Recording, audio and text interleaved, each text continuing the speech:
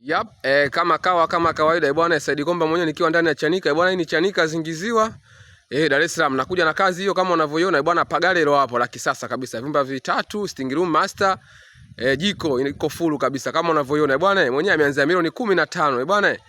Mji wapo, umeona washua wapo hao. Bwana, ukija hapo unakaa na wenzio tu majirani kama unavyoona. Umeme usiulizie wapo, umeuona barabara kubwa ya mtaa hiyo hapo, hospitali iko hapo tu, shule iko hapo. Yaani ipo karibu na stendi, shule, hospitali. Yaani ukishuka hospitali unakuja na mguu hapa. Hamna haja kupanda bodaboda. Ukiona umepanda bodaboda basi ujue siku hiyo nauli tunakupa.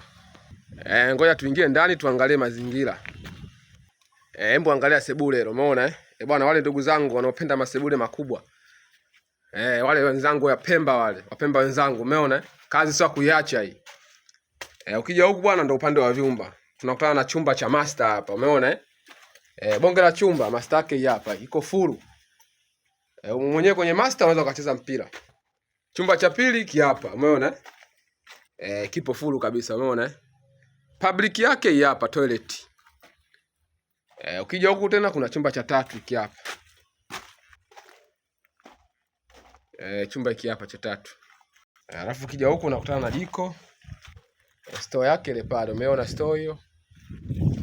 Jiko ile hapa. Kwa masaoni 0715571690 au 0747523711. Unajipata kwa shilingi milioni 15. Kalo hilo hapo la choo liko full, limeisha hilo. Milioni 15.